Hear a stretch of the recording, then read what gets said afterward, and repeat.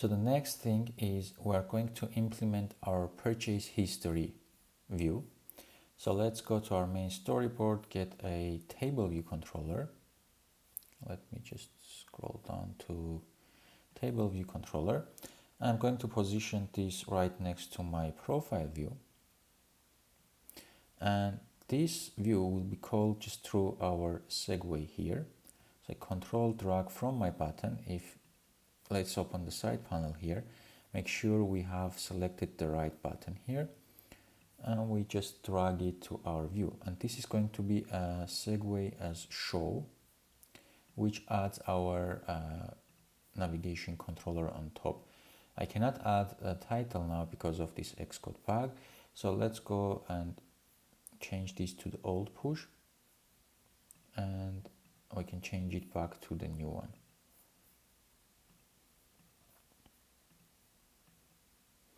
And then the title here is going to be purchase history. Actually, let's put these purchased items.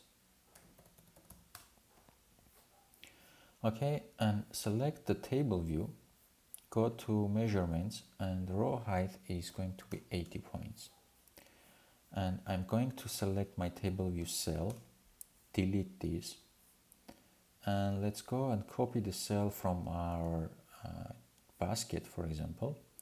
Come select the table view and Command V, and you can put the cell here. Because our items have a similar cell, it will have all the same information, we just want to show this. So there is no point of creating a new item cell here. So having our user interface ready, and if I run my application now, by clicking the button, it should take me to my purchase items. Let's go to profile. Actually, let's log in. Okay, here it looks like we have an issue, because in our login it still takes us here, so we have a bug. Let me quickly go to my profile view and let's find where our function is. Check login status. Okay.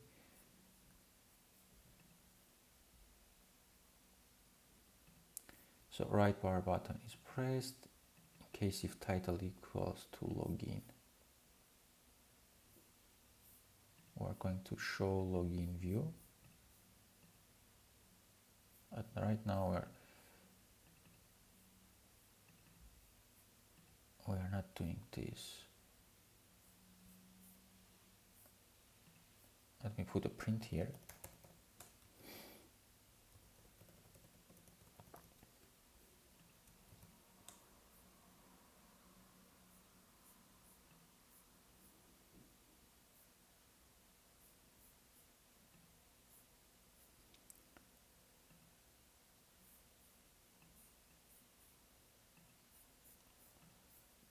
Oh, let's do this one more time. It doesn't print my show login view, so that this function is not being called. Okay, I see my error here. I'm checking if edit button title is equals to login, but we are going to check if our edit bar button outlet is title is equals to login. Well, let me run again.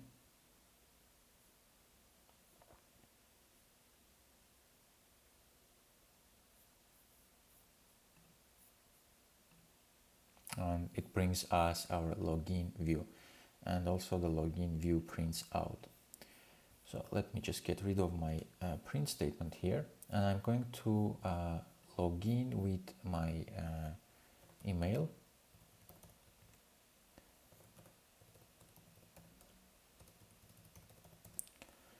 Let's log in, and I can just refresh this.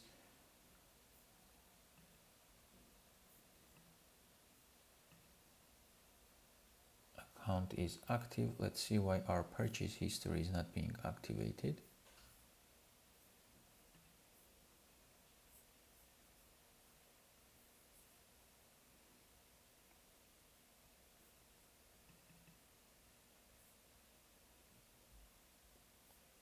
So we have check onboarding in case if we are onboarding, account is active, finish registration.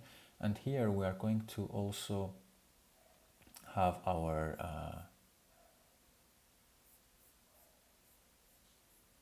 purchase history.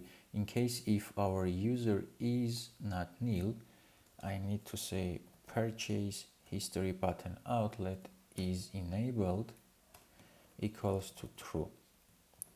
And let's run, because it doesn't matter if our user is onboarding or no. We want to show that this button is enabled. So yeah, now it works. So if I click on it, it will take me to my purchased items, and then we can go back and that this is working. So our segue is working. We found 2 bugs and fixed them also. And in the next lecture, we are going to create a controller class that is going to control our purchased items, where we are going to access our current user purchased items and download all the items it has purchased throughout his use of our application.